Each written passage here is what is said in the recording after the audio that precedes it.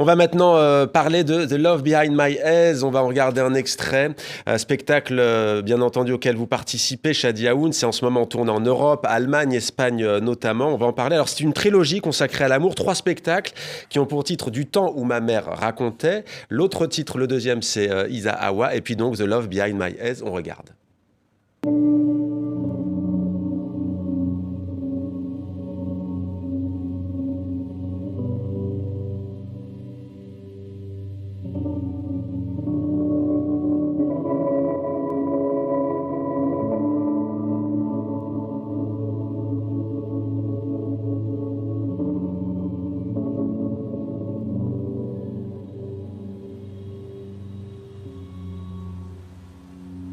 Shadi Aoun, magnifique spectacle. Quel rôle interprétez-vous exactement et que raconte cette œuvre? Donc, dans cette œuvre, son histoire est assez intéressante, mais je ne vais pas pouvoir vous raconter parce Ouais. C'est avec le un temps chorégraphe Ali court. Charour, hein. Mais je suis danseur, c'est un pas de deux avec le chorégraphe et danseur Ali Shahrour, Mhm. que vous connaissez d'ailleurs. Et avec nous, il y a Laila Shahrour qui, à la base, c'était une pleureuse, un métier qui n'existe plus, malheureusement, dans nos pays. Et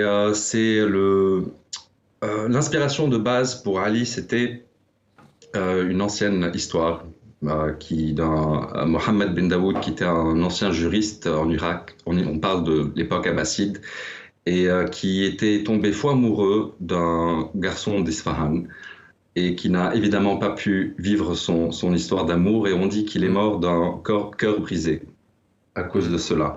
Et durant cette période, il lui avait écrit parmi les plus beaux poèmes d'amour. Euh, de, ils sont trouvables, difficilement, mais ils sont trouvables. Et ça, c'était la source d'inspiration sur laquelle on s'est basé pour créer ce spectacle en plein Covid, parce que les autres productions de danse étaient complètement arrêtées.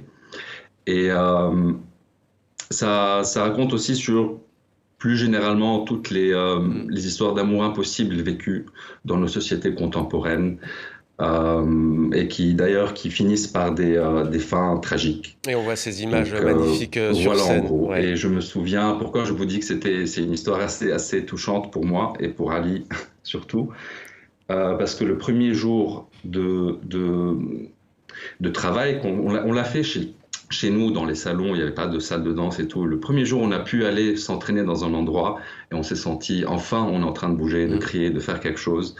Le lendemain, il y a eu l'explosion du port de Beyrouth qui a tout dévasté.